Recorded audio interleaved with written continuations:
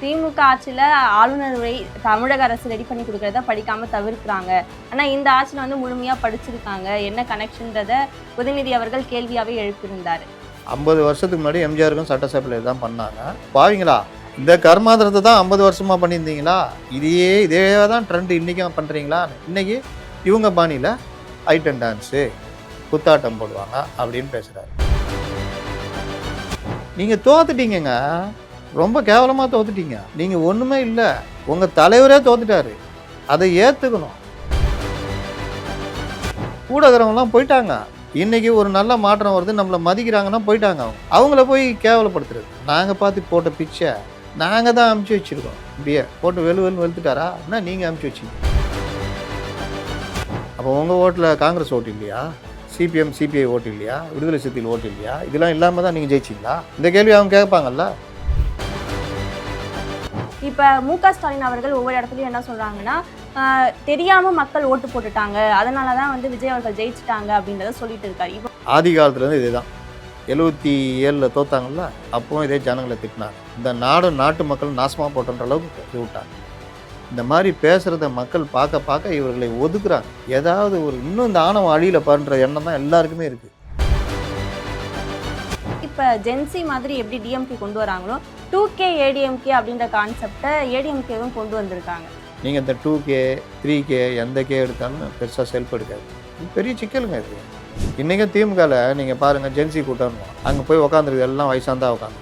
அதில் ரொம்ப ஃபெயிலியரு ஏடிஎம்கே. விஜயபாஸ்கர் வந்து தாவேக்கால இணையறதுக்காக நிறைய வேலைகள் போயிட்டு இருக்கு. இது தாவேக்காக நல்லது இல்லை. தாவேக்காவுடைய தனித்தன்மை அழிச்சிடும். சுயலாபம் தாங்க எல்லாமே, வியாபாரம் தானே அரசியல்.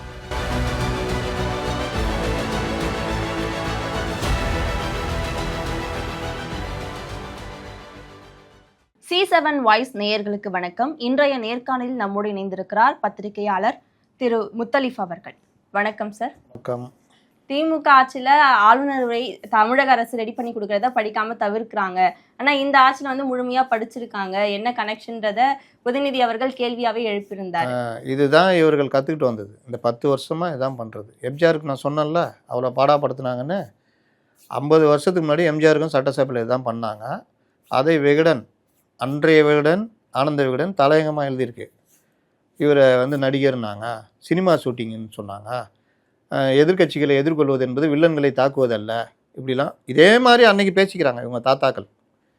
அன்னைக்கு இது எல்லாத்தையும் முறியடிக்கும் வகையில் எம்ஜிஆர் சிறப்பாக அவையை நடத்துகிறார், அருமையாக பேசுகிறார், சண்டை போட்டால் அழகாக மெயின்டைன் பண்ணுறார், ப்ரொவோக் பண்ணால் அதை எதிர்கொள்க, என்னை நீங்கள் கோபப்படுத்த முடியாதுன்னு சொல்கிறார். அன்னைக்கு ப்ரொவோக்குன்ற தமிழ் வார்த்தை கிடையாது இல்லை. அதனால் அவரை கோபப்படுத்தினால் என்னை நீங்கள் கோபப்படுத்த முடியாதுன்னு அழகாக எதிர்கொள்கிறார், சிறப்பாக ஆட்சி நடத்துகிறார் தலையங்க எழுதியிருக்குது. இப்படியே யோசிச்சு பார்த்தா, அட பாவீங்களா, இந்த கர்மாந்திரத்தை தான் 50 வருஷமாக பண்ணியிருந்தீங்களா? இதே தான் ட்ரெண்ட் இன்றைக்கும் பண்ணுறீங்களான்னு. இன்றைக்கி இவங்க பாணியில் ஐட்டம் டான்ஸு குத்தாட்டம் போடுவாங்க அப்படின்னு பேசுகிறாரு. நீங்கள் நல்லா பாருங்கள், எதிர்கட்சி தலைவராக ஒரு ஆக்கப்பூர்வமான விமர்சனம் அவருடைய பேட்டியில் நேற்று எதாவது இருந்துச்சானா? ஒன்றுமே கிடையாது. கோபத்தில் ஒருத்தன் சொல்லுவான் தெரியுமா, பார்க்கட்டும் எவ்வளோ நாளைக்கு இருக்கிறான் பார்க்குறேன், இப்படியே இருந்துருவாங்களா?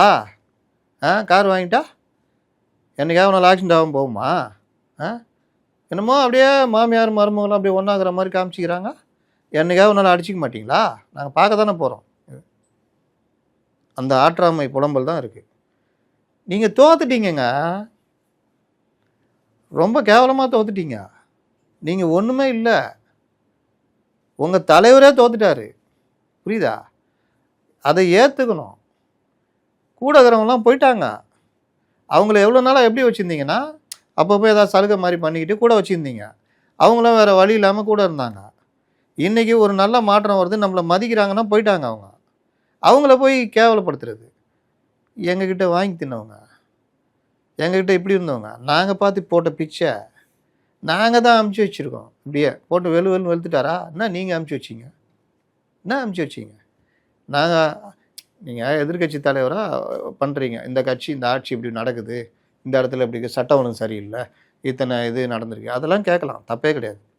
நீங்கள் ஆட்சியே எங்கள் ஆளுங்க தான், நான் எப்படி பார்த்தா எங்கள் ஆளுங்க தான் அங்கே உட்காந்துருக்காங்க, எங்கள் ஓட்டு தான் அங்கே இருக்குது, இப்படிலாம் பேசியிருந்தா என்ன உங்கள் ஓட்டு? அப்போ உங்கள் ஓட்டில் காங்கிரஸ் ஓட்டு இல்லையா? சிபிஎம் சிபிஐ ஓட்டு இல்லையா, விடுதலை சிறுத்தைகள் ஓட்டு இல்லையா, இதெல்லாம் இல்லாமல் தான் நீங்கள் ஜெயிச்சிங்களா? இந்த கேள்வி அவங்க கேட்பாங்கல்ல. ஒரு வீடுங்க, என்னங்க பண்ணுறீங்க நீங்கள்? நான் வந்து கம்பெனியில் எக்ஸிக்யூட்டிவாக இருக்கிறேன், மாதம் 2 லட்ச ரூபா சம்பாதிக்கிறேன். ரைட்டு. உங்கள் ஒய்ஃப் என்ன பண்ணுறாங்க? அவங்க வீட்டில் சும்மா தான் இருக்காங்க. சும்மாவாக இருக்காங்க.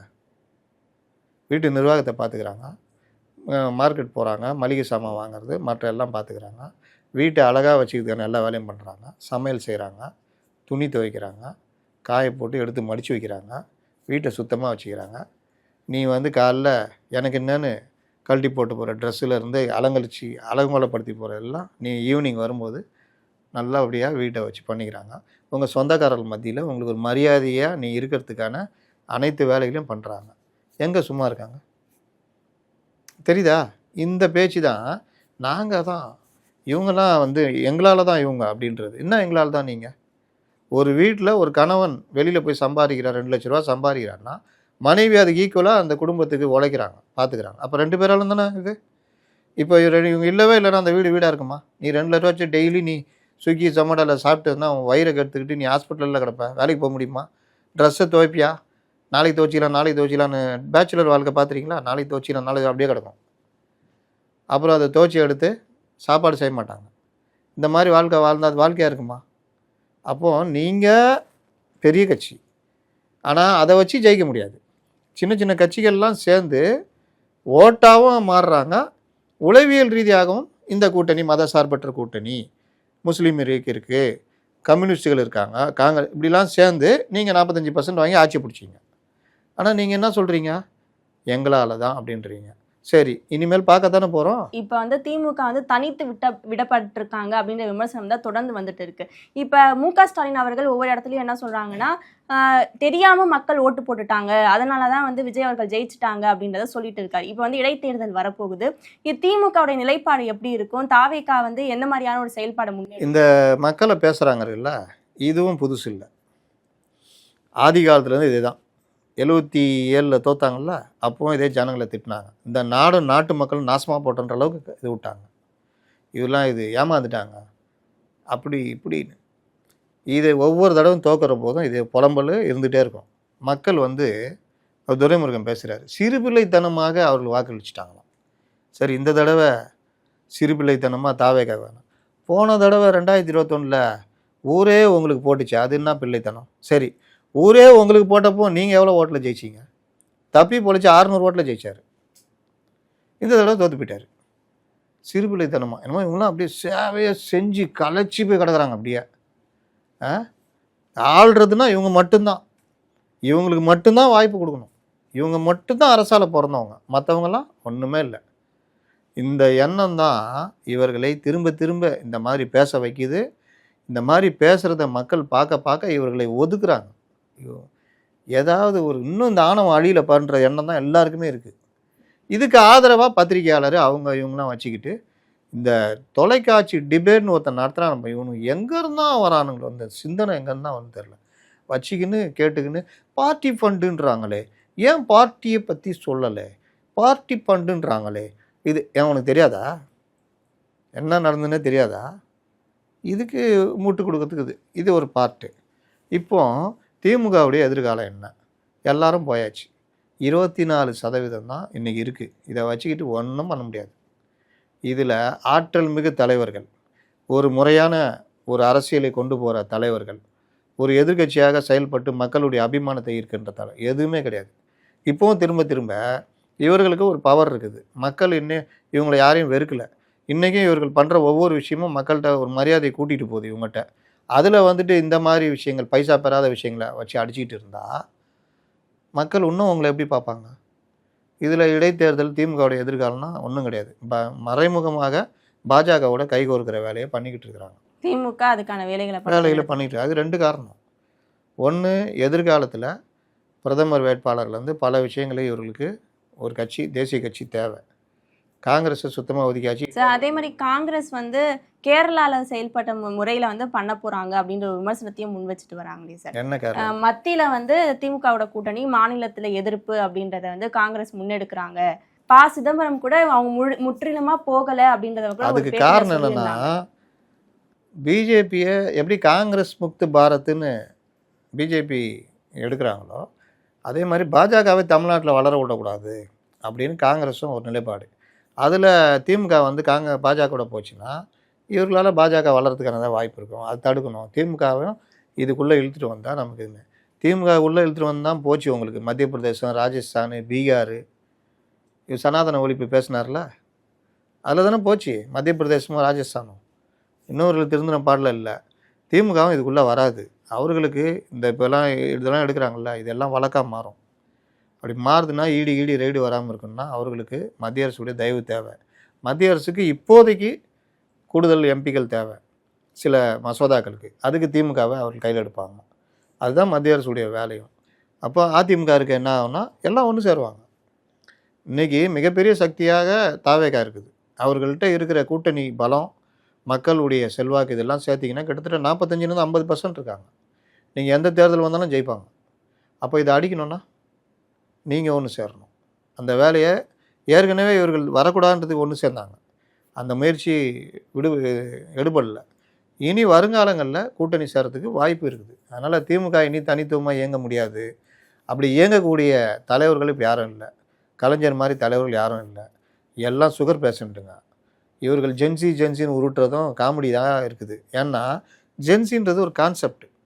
அந்த கான்செப்ட் ஒவ்வொரு காலகட்டத்தில் ஒவ்வொருத்தர் கைக்கு போகும். நீங்கள் எம்ஜிஆர்கிட்ட இருந்துச்சு ஜென்சி, அண்ணா கிட்ட இருந்தது. ஏன்னா அந்த கொள்கை, அதனால் ஈர்க்கப்பட்ட இளைஞர்கள் அவங்கள்ட்ட வருவாங்க. இப்போ விஜய்கிட்ட இருக்குது. கொஞ்சம் இனி அண்ணாமலை வந்தார்னா அண்ணாமலை கிட்ட போகும். இது வேறு இப்போ இவர்களுக்கு பிரச்சனை. நீங்கள் அதை விட்டுட்டீங்க.